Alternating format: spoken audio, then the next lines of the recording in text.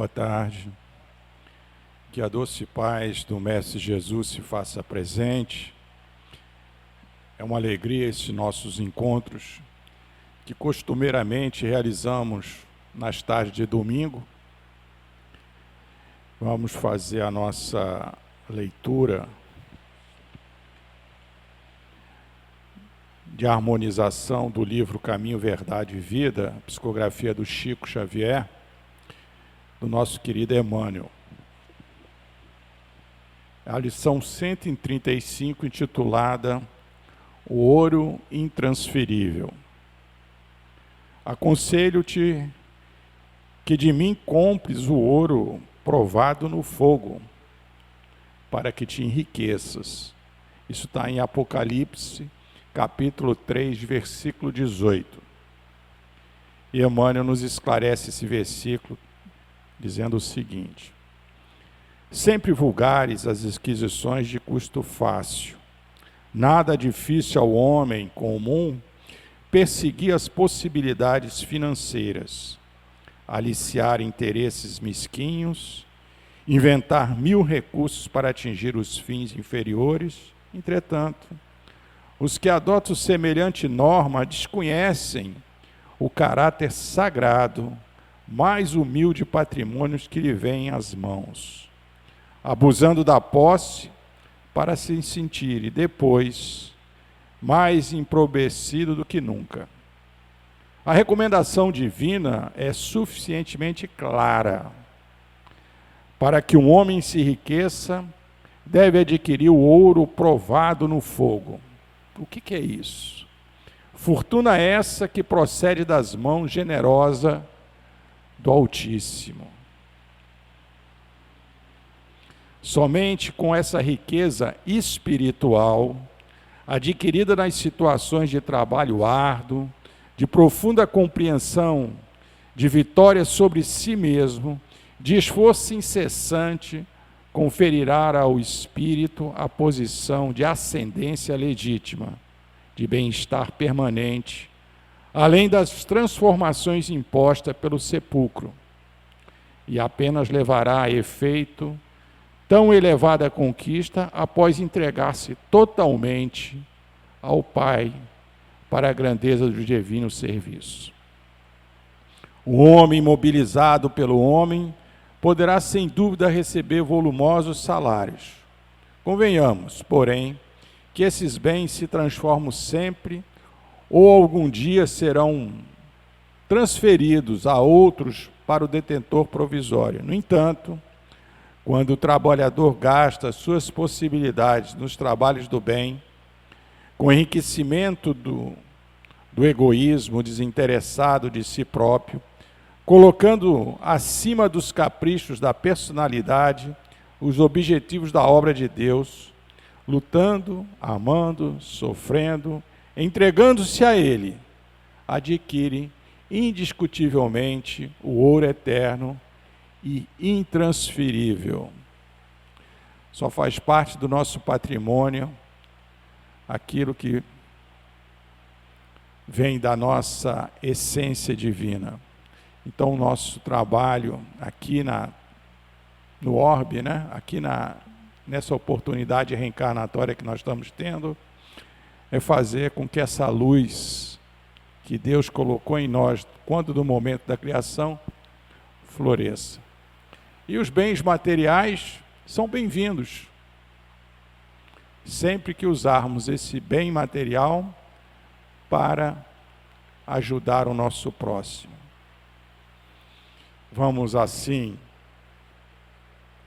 elevar o nosso pensamento a Deus através da prece, para darmos abertura ao nosso trabalho de evangelho da tarde de hoje, dizendo assim: obrigado, Senhor, por nos acolher nesta casa, que os ensinamentos aqui proferidos do Teu Evangelho, à luz da doutrina dos Espíritos, possa despertar em todos nós propósitos superiores. Como disse a lição, que possamos nos enriquecer dos bens espirituais, do nosso crescimento como ser humano, e que a bondade possa ser o pré-requisito número 1 de tudo aquilo que realizarmos nessa nossa caminhada evolutiva. Que possamos olhar para o lado, estender as mãos e abraçar todos aqueles que conosco fazem essa caminhada em direção ao teu seio. Que o nosso irmão Moacir possa levar os corações que aqui chegam, encarnados e desencarnados, a tua mensagem de humildade, de acolhimento. Isso posto, pedimos a permissão para iniciarmos os nossos trabalhos da tarde de hoje, sob a tua luz, dizendo, graças a Deus, que assim seja. Com a palavra, nosso irmão Moacir, estava todo mundo aqui com saudade, apesar de ter passado um mês só, mas estávamos com saudade.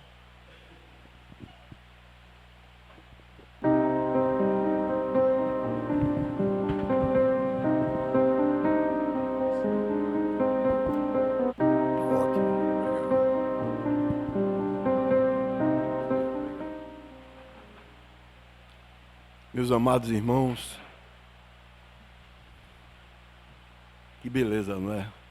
A gente ouvir um exórdio desse e ficar refletindo sobre ele, né?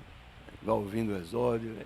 Sem a gente perceber, a gente vai como um pássaro que larga para o seu voo, o voo que ele apenas só percebe que está voando, que está gostoso, mas não sabe para onde vai, até onde vai chegar, não é? Então, assim, o nosso pensamento com a lição que Emmanuel trouxe para as nossas reflexões na tarde de hoje. É um motivo de muita alegria estar aqui com todos vocês, não é? Para nós é um conforto interior muito grande. Se tivesse um instrumento que medisse como chegamos e como saímos, a gente iria ver que é uma grande diferença do nosso equilíbrio, da nossa calma, da nossa serenidade, do nosso estímulo a prosseguir, de como nós entramos. Então, eu espero que tudo isso aconteça com todos vocês, não é? Todos vocês que meus olhos estão vendo e todos vocês que meu espírito está vendo. Hoje nós vamos conversar sobre um assunto que ele tem um valor para os espíritos evoluídos, não é? Tal qual nosso Senhor Jesus Cristo o é, muito grande, que é a questão da humildade, não é? Quem quer que se eleve será rebaixado, não é? Então, é rebaixado porque não detém a humildade no coração. Se tivesse detendo a humildade, era elevado, não é? Era elevado. E a gente vai conversar um pouquinho sobre as razões do porquê rebaixar, essa coisa toda. Mas de onde começa a raiz, né? A raiz dessa questão da humildade, não é? Essa questão da humildade é questão do resultado dos estudos do homem? Pode até ser, mas ela vem de uma época que nós não temos nem ideia quando ela surgiu, né? Mas a gente tem agora colocada explicitamente por nosso Senhor Jesus Cristo, quando aqui esteve conosco e entre nós, não é? Então, Ele está entre nós, está conosco nessa nova dimensão da vida, para nós, para Ele a dimensão real e a vivência eterna, não é? da vida. Ela surge no Sermão da Montanha, não é? Eu vou explicar isso direitinho para vocês. No Sermão da Montanha, a gente vai ter um bloco de recomendações, um bloco de mandamentos, não é? Um bloco de instruções, como a gente possa entender melhor, aprofundar melhor o que está lá atende. E em seguida apresenta-se um bloco dos ais, segundo assim está registrado lá em Mateus, do capítulo 5 até o capítulo 7. As bem-aventuranças, ela surge no momento em que Jesus estava com um grupo imenso de pessoas, que ele, no Evangelho, chama de multidão, e todos os seus discípulos. Então, eles vinham caminhando nas proximidades do Mar da Galileia, não é? O Mar da Galileia tem muitas passagens de Nosso Senhor Jesus Cristo, não é? Se fosse possível voltar àquelas imagens como alguém que volta a uma fita, não é? Alguém que volta a um vídeo, não é? Digital, a gente iria encontrar Jesus em diversos momentos nas margens do Lago da Galileia, não é? O Lago da Galileia, ele, além de ser muito grande, não é? Ele também tinha margens extensas. E era por ali que os discípulos, Jesus caminhava muitas vezes com muitos dos irmãos que procuravam Jesus para ouvir a palavra de conforto, de esperança, a palavra de vida para as suas vidas tão sofridas que era naquela época. E ainda para que Jesus pudesse curar as suas dores, as suas feridas, não é? As suas não conformidades físicas e psíquicas, para que eles pudessem prosseguir na sua jornada. E assim Jesus o fez. Vejam, Jesus passou só 3 anos, não é, no seu messianato.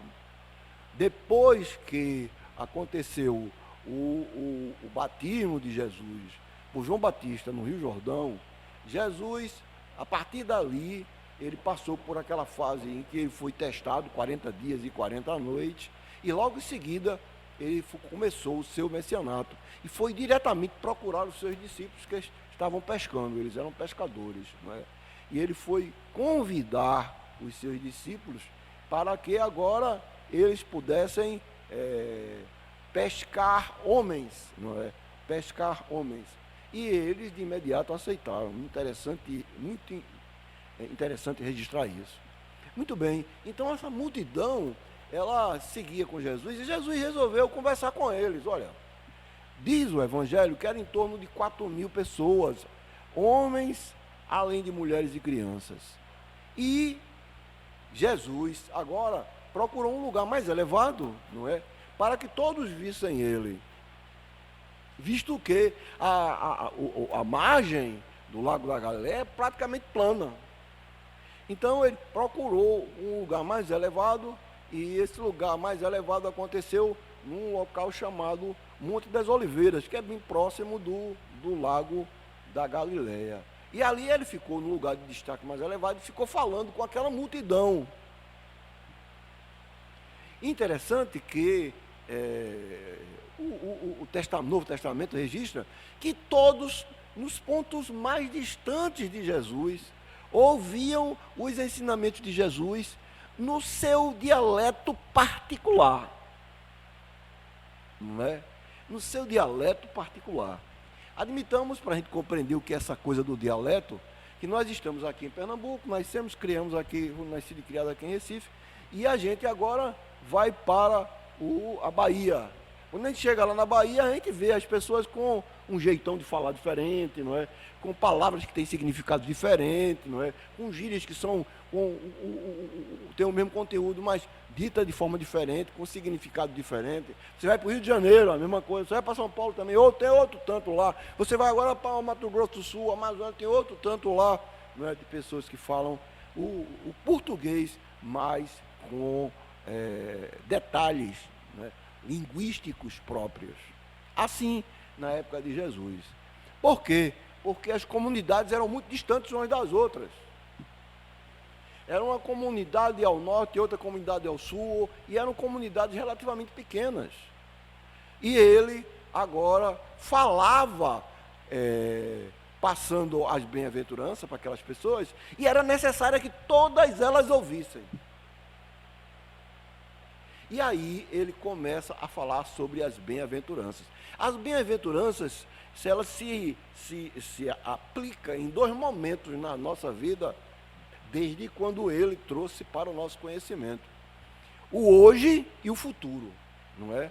Para ser as bem-aventuranças, para ser as coisas aventuradas, as coisas felizes, não é? É preciso que o que façamos hoje sejam aquilo que está de acordo com a lei de Deus. Ou seja, que nós façamos o bem em tudo que a gente tiver e quiser fazer. E o bem de uma forma mais ampla possível. O bem através de um olhar, o bem através de uma semblante, o bem através de uma palavra, o bem através de uma ação, não é? Então, nós fomos criados para fazer o bem. E muitos de nós, vindo lá do Velho Testamento, não entendíamos assim. A gente entendia que nós precisávamos era aumentar o nosso território, e aumentar o nosso território com luta, com guerra, com morte, com apropriações indébitas de propriedades que eram de outras pessoas. Então Jesus trouxe esse ensinamento. Em uma determinada item das bem-aventuranças, ele diz o seguinte àqueles que estão ao seu redor: bem-aventurados pobres de espírito, porque deles é o reino dos céus. O pobre de espírito hoje e o futuro, o reino dos céus, não é? O futuro é um futuro que pode ser um futuro distante e pode ser um futuro que, tão logo o indivíduo desencarne, ele já se veja nisso, não é? Até chegar lá, o indivíduo vai numa construção, não é? O indivíduo tem uma casa, vai construir uma casa. Então o indivíduo precisa construir a casa toda, precisa botar teto e tal, mesmo que a casa não esteja ainda concluída totalmente, mas ele só vai para dentro da casa com a casa construída, não é verdade? Então, o indivíduo vai construindo a humildade, a simplicidade, a tolerância, a paciência, a convivência com o outro, não é? Vai agora construindo também as suas ações com o outro, seja ação de conforto, de esperança, de fé, de firmeza, não é? De levantar o outro caído, não é? E de abraçar aqueles que se apresentam no caminho sem você saber nem de que, nem como, não é? Então, você vai construindo isso, e quando o Papai do Céu lhe chama de volta, aí agora é que vem a consequência das atitudes que você tomou. Bem-aventurados aqueles que fazem conforme as instruções do Pai Criador de todas as coisas. E agora, no futuro, eles serão abençoados, serão conduzidos, não é? Serão acolhidos no plano dos Espíritos. Assim, ele estrutura a sua bem-aventurança. E essa em particular, não é? Bem-aventurados os pobres de espírito, pois que deles é o reino dos céus. Pois que o que acontecerá, pois que já está no futuro, certo? Muito bem. O que ele chama aqui de pobres de espírito é um significado de algo que a gente não percebe a sutileza. Por exemplo, aqui tem um copo, esse copo está cheio de água. Então, aqui você só tem, está cheio o copo de água, não é? Agora, na medida que você vai tomando, ele vai descendo o líquido, mas o copo continua cheio. Ou não é? Porque ar é também uma substância. Então, o copo continua cheio, só que agora de água e ar. A água vai diminuindo, a quantidade de ar vai aumentando, não é verdade? Muito bem. Imagine agora que o copo ele está cheio das nossas imperfeições, porque nós não nascemos perfeitos, não é? Nós nascemos simples e ignorantes com a lei divina ou natural de ação e reação, de irmos nos trabalhando para irmos melhorando ao longo das diversas indas e vindas ao corpo físico, não é? Na nossa caminhada no progresso para a nossa elevação. Então agora aqui está ar e água. À medida que você vai tomando o líquido, o ar vai aumentando. Se o ar são coisas boas, que estava cheio do que a gente foi criado pelo Pai da ignorância, não é? E aí agora a gente vai trabalhando na nossa transformação moral, a gente vai educando as nossas tendências, não é? Do passado, tendências de querer ser testado. As tendências são coisas que nos testam naquilo que a gente não está ainda pronto para, não é? E aí agora o ar é essa tendência. E o ar vai ocupando o copo, vai ocupando o copo, vai ocupando o copo. Então o espírito que aqui ele coloca, que é pobre de espírito, né? Bem-aventurados pobres de espírito. Por quê? O que enche o copo para que nós não sejamos considerados pobres de espírito é o orgulho. O orgulho faz com que a gente se sinta diferente do outro. Faz com que a gente se sinta melhor do que o outro. Faz com que a gente sempre seja mais do que o outro. E a gente nunca veja o outro como aquele que tem tanto potencial quanto nós temos. Ele pode não ter as mesmas habilidades que nós temos, mas um dia nós todos estaremos trabalhando com potenciais muito próximos, muito semelhantes, habilidades muito próximas, muito semelhantes, através do progresso. O progresso nosso vai fazendo com que a gente vá crescendo. A interação com as pessoas, ela vai trazendo para a gente lições belíssimas.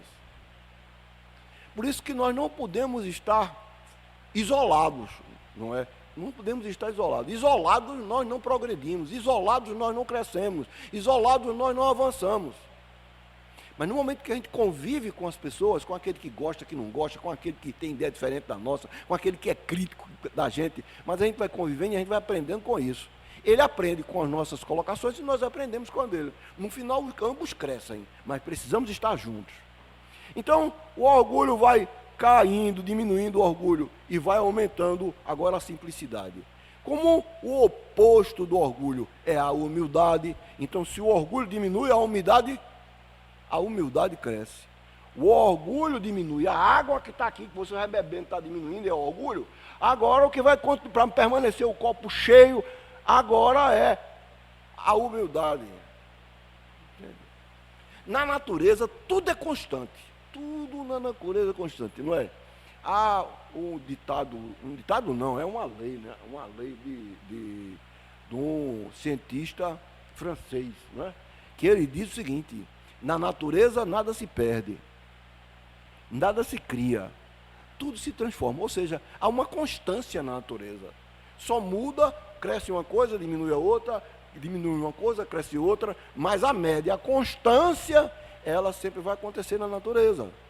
Entende, meus queridos e meus amados irmãos? Assim isso. Então, o que ele está chamando aqui? Bem-aventurado. Os pobres de espírito são os simples.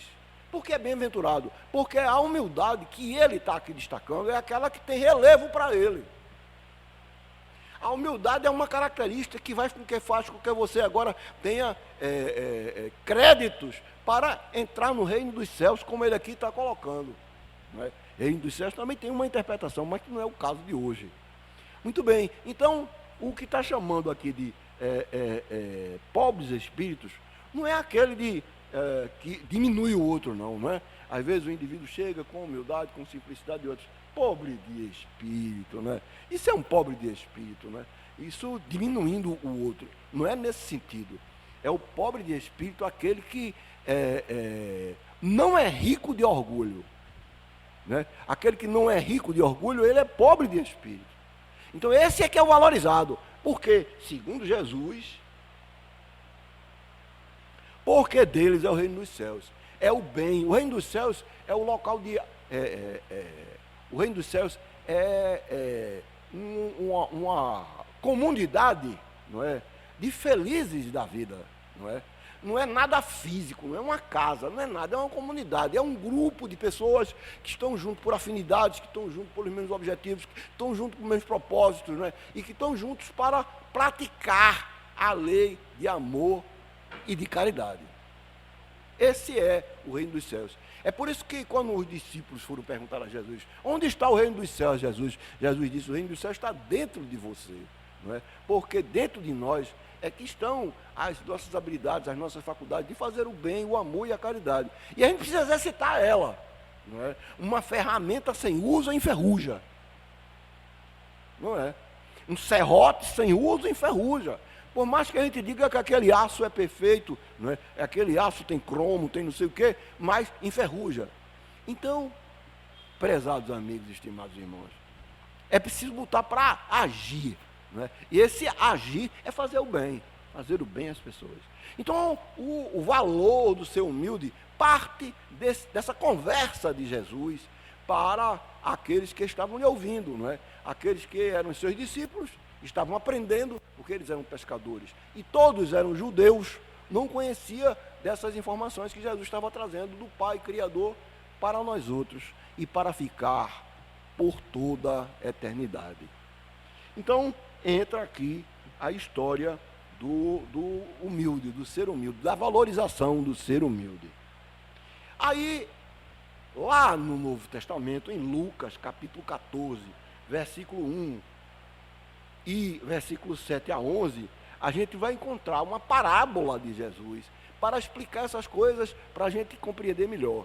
Só que a parábola, ela tem muito a ver com as questões da época, não é? Uma linguagem da época, uma forma de ver da época, hábitos da época, dizeres da época que não existem mais hoje. Então é preciso que a gente saiba lê-las e fazer a interpretação simbólica. A interpretação simbólica é onde está a riqueza da parábola, onde está o que é valoroso na parábola e que tem agora as necessidades dos homens ali contidas para a vida eterna. Para a vida eterna. Porque as palavras, elas se esvaem como um rio que vai embora. Mas o princípio fica, o princípio é eterno. Muito bem, diz Lucas, aconteceu que, num dia de sábado, Jesus foi comer na casa de um dos chefes dos fariseus, não é?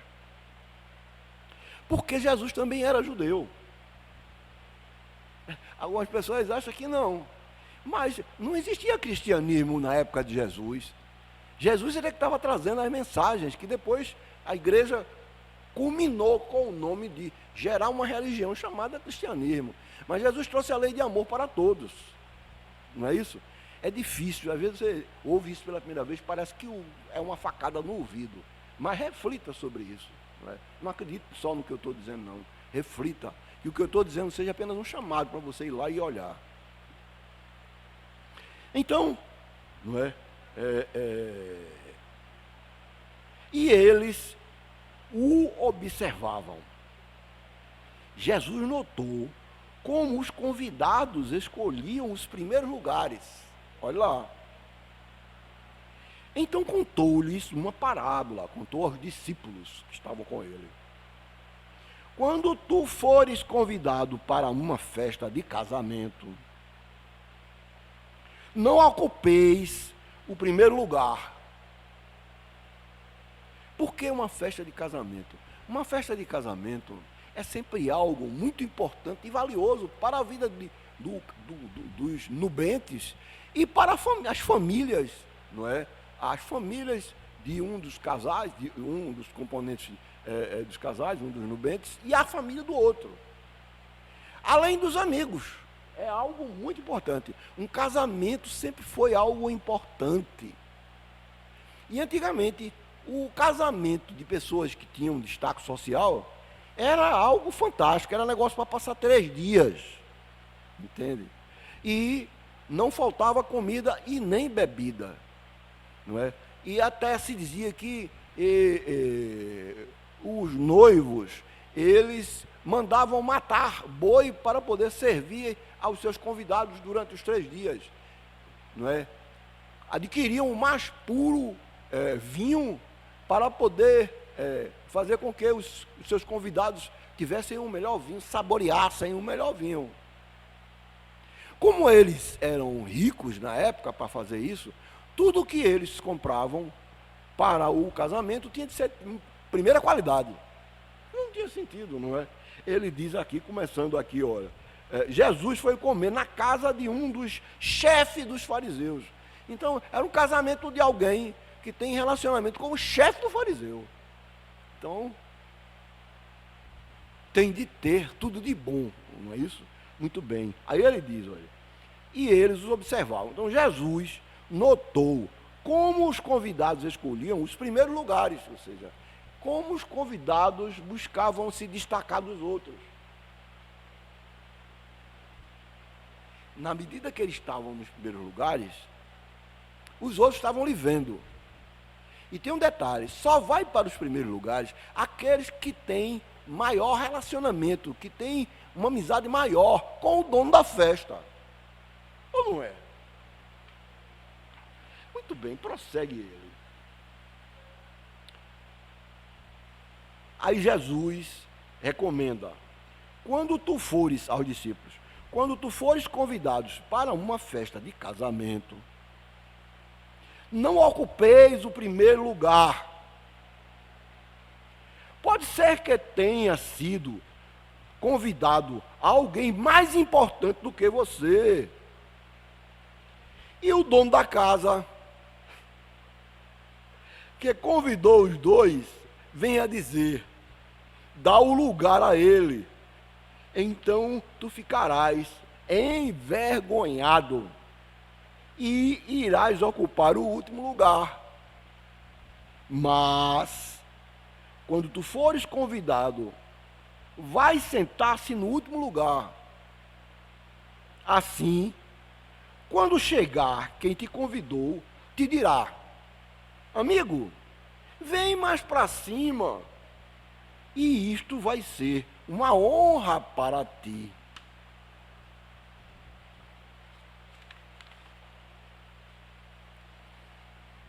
Uma honra para ti, todos os convidados. Aí ele dá o recado.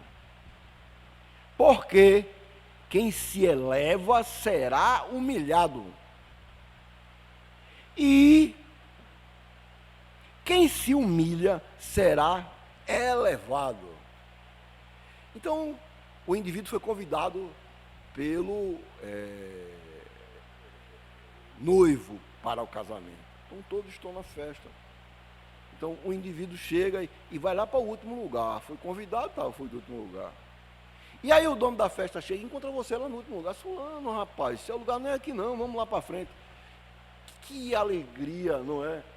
Todo mundo vai ver que você agora tem, não é, uma relação com o dono da festa profícua, não é? Uma relação de amizade intensa entre ele e você. Uma relação de respeito intensa entre ele e você. Agora vamos para o contrário. Você chega e fica nos primeiros bancos, primeiros lugares da festa. Aí o dono da festa chega, não é? Se ele for nordestino, ele vai dizer, oxe, o que é que fulano está fazendo ali na frente? Ali na frente é lugar para outros meus amigos. Venha para cá, e vai, bota ele lá no final. E ele agora vai ter de sair caminhando para ir para o final. Veja, que vergonha. Que vergonha. Então Jesus recomenda, você chega quietinho e fica lá atrás. Seja humilde, agora a questão da humildade falando. Seja humilde, você fica lá atrás.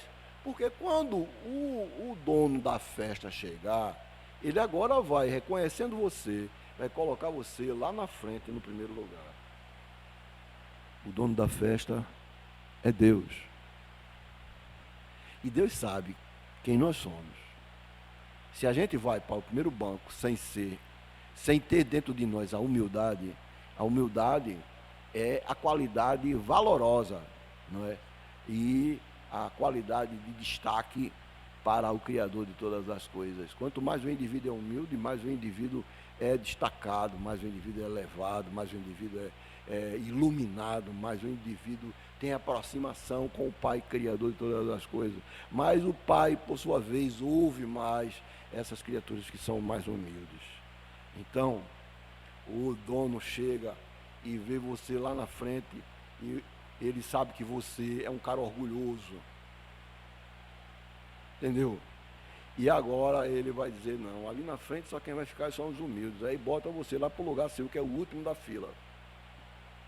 E ele vai chegando e encontra um outro que está lá atrás. Não, rapaz, vamos lá para frente, seu lugar é lá na frente. Ou seja, ele sabe que aquele é humilde e agora coloca ele para o primeiro lugar, dá destaque para aquele que é humilde. Entende, meus amigos, meus amados? Essa é o recado dessa parábola. E esse recado não ficou circunscrito há 2000 anos atrás, não.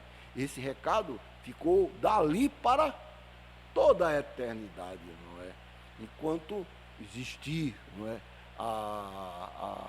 As oportunidades que o Pai Celestial dá das reencarnações, ou aqui ou em outros planos, O recado é o mesmo. Desde que estejamos aqui na Terra, que estejamos no plano dos espíritos, ou que estejamos num planeta mais elevado. O recado é o mesmo. Então, prosseguindo, Jesus está... isso aqui eu já falei, né? Sim, Jesus está em um jantar na casa de um líder fariseu. Não é?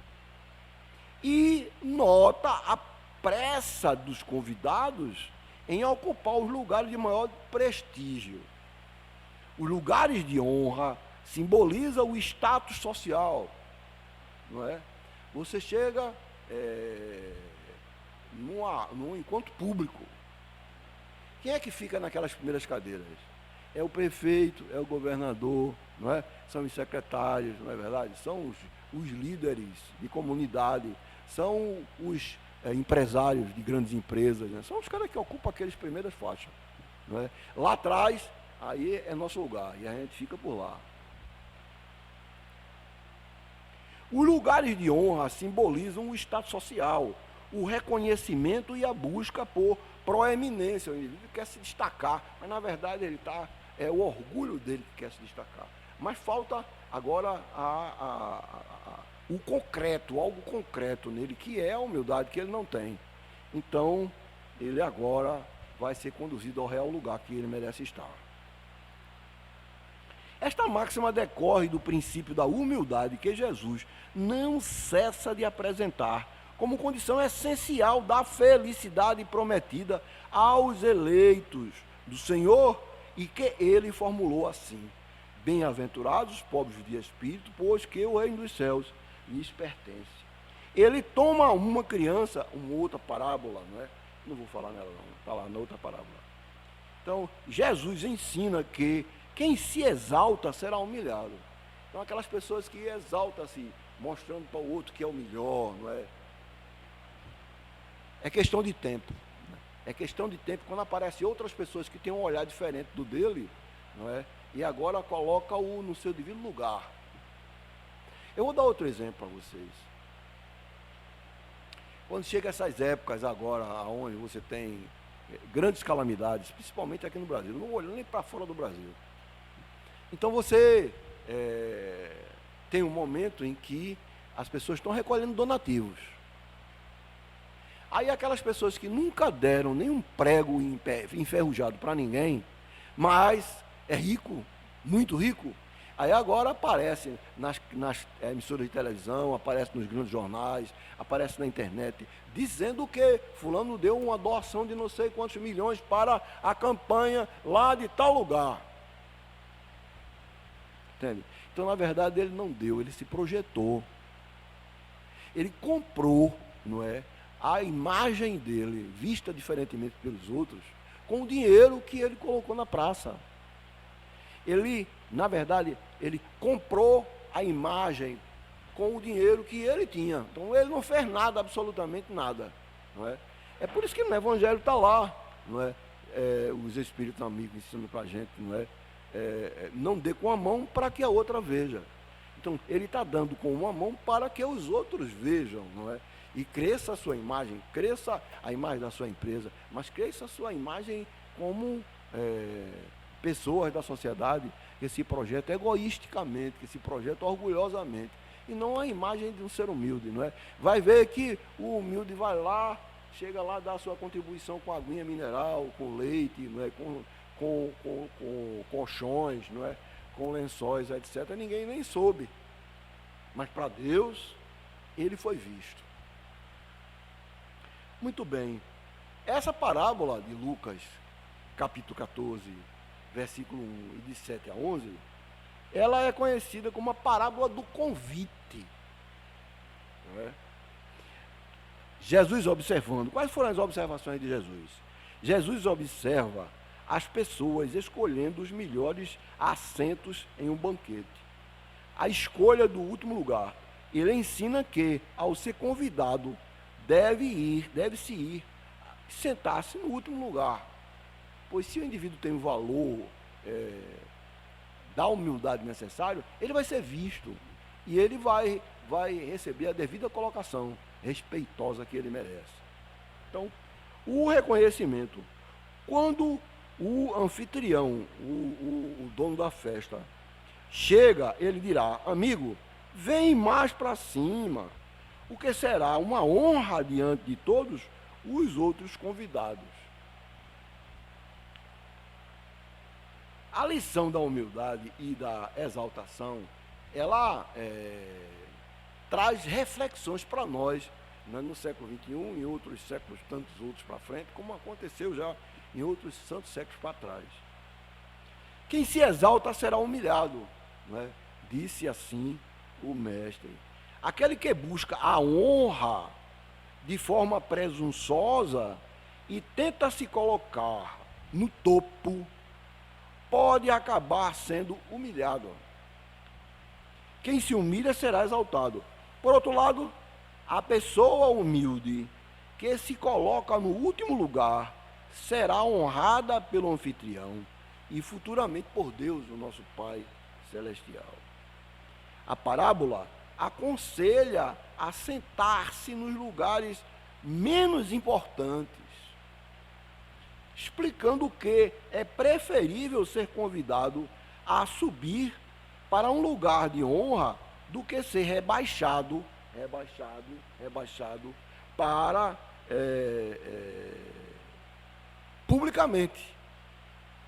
Jesus concluiu a parábola afirmando que quem se exalta será humilhado e quem se humilha será exaltado. O ensinamento enfatiza a importância da humildade e da modéstia. Então são valores hoje, não é, que poucas pessoas dão valor. Não é? Poucas pessoas dão valor. Eu vou colocar um exemplo que se liga ao nosso, não é, atividades profissionais, né? Qualquer que seja ela. Então, os gerentes estão sempre à procura do indivíduo que é desenrolado, né? Isso é importante. Mas o indivíduo que é desenrolado e sai pisando em cima dos outros colegas já é diferente. É o indivíduo que é orgulhoso, é egoísta, não é? Então, esse indivíduo desse jeito, quando o empresário tem um olhar, né, mais interior trabalhado, ele vai ficar de orelha em pé, não é? Quando o empresário também pensa igual, ele vai dizer: eu quero aquele cara ali, aquele cara já está subindo na minha empresa e está fazendo a minha empresa crescer. Não é? Às vezes a gente encontra colega que começou praticamente alguns anos depois de nós, e quando a gente, num piscar de olho, ele já está sendo gerente lá na frente. Não é porque seja tanto pelos seus valores, mas é pela forma com que ele extrai os valores dos outros para carimbar como seu. Entende, meus amigos? Então a oportunidade aparece para ele, mas na verdade aqueles valores não são exatamente seus valores. Aqueles atributos não são atributos profissionais que ele detenha, o que ele tenha construído no seu interior.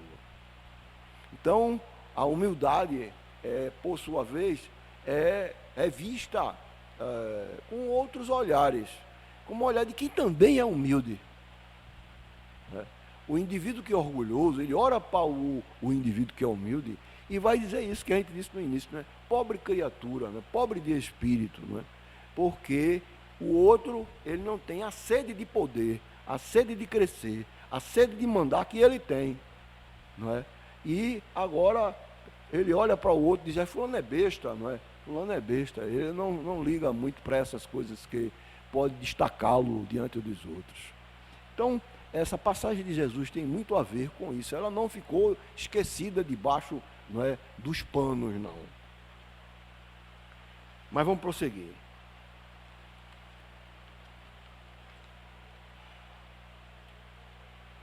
Busca por status e orgulho. A cena da refeição simbólica,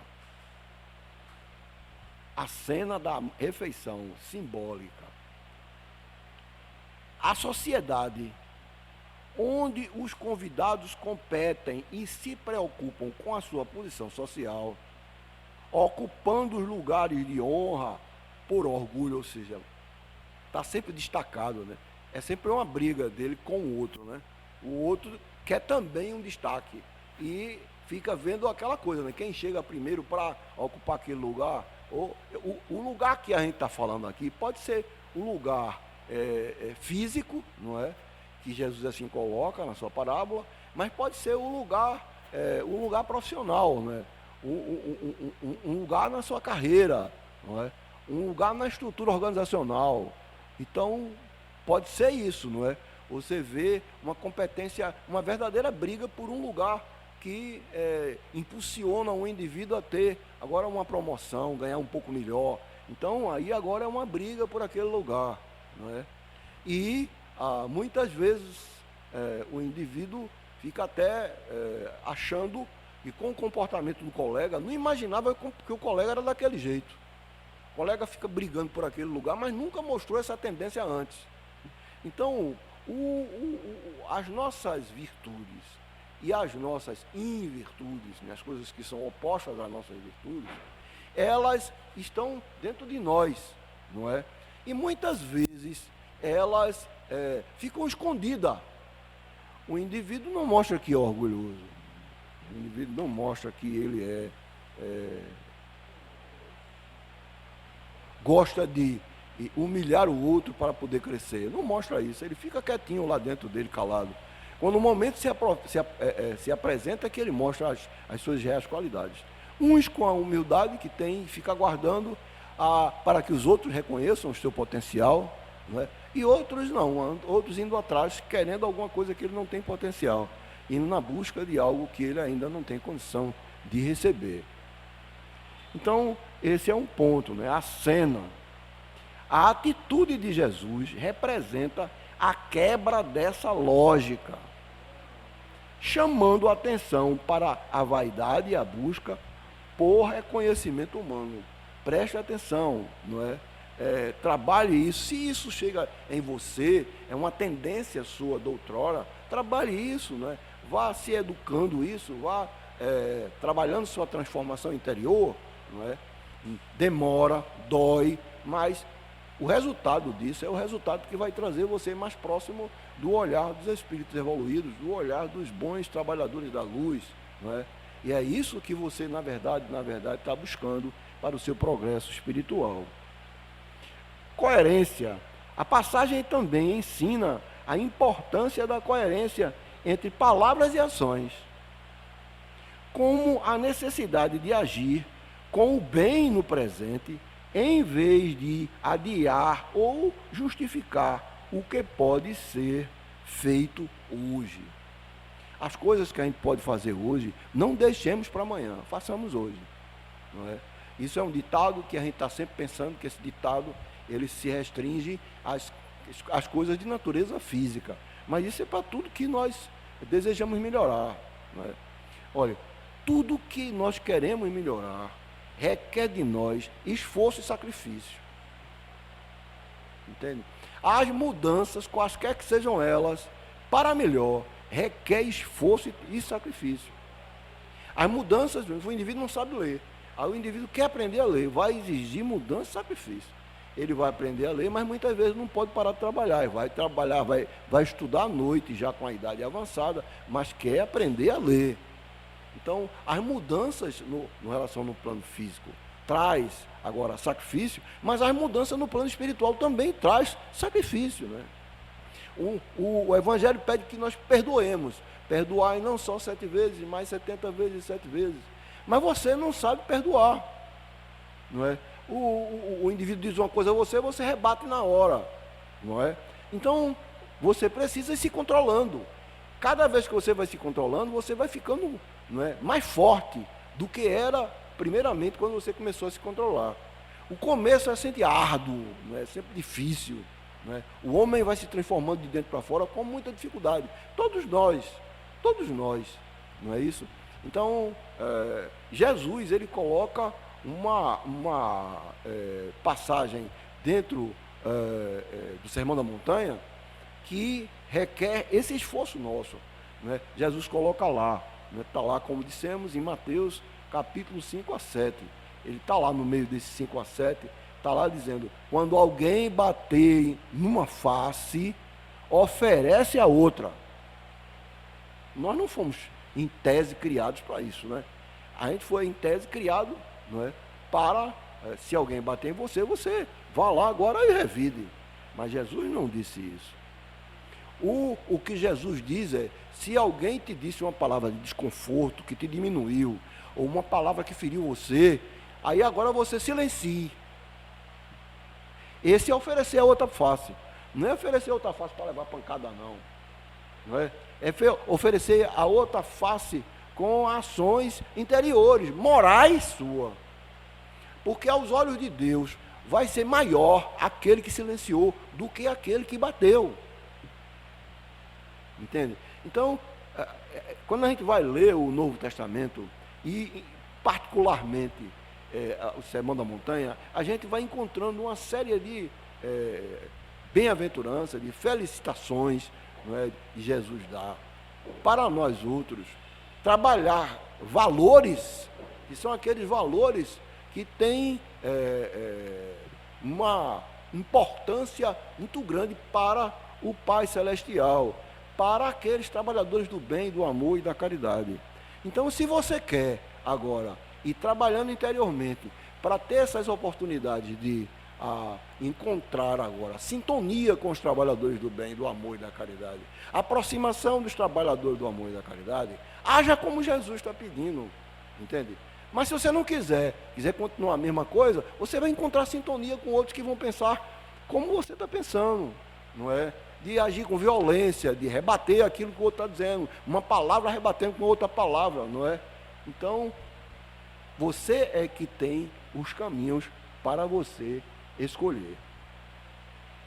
Muito bem, então, ser chamado para cima simboliza a exaltação ou a recompensa que Deus concede àqueles que vivem com humildade.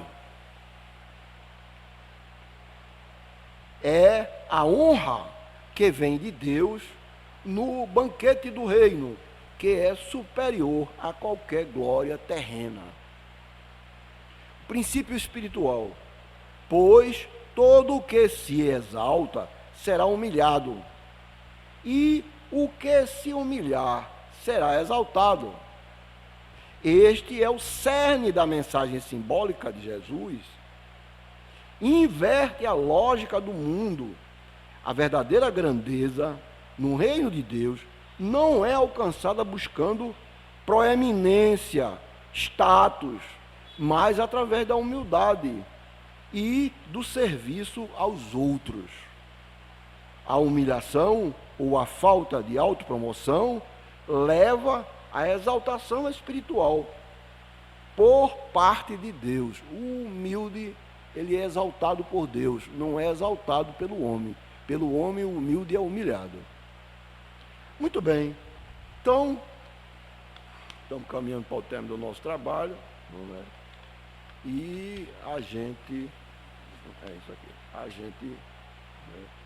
Em suma, a passagem que aqui nós lemos simboliza a inversão de valores do reino de Deus em relação aos valores do mundo. Os valores do reino de Deus é a humildade, é a simplicidade, é a moderação, é a solidariedade. Entende, meus amigos e irmãos? É a bondade. Esses são os valores do reino de Deus.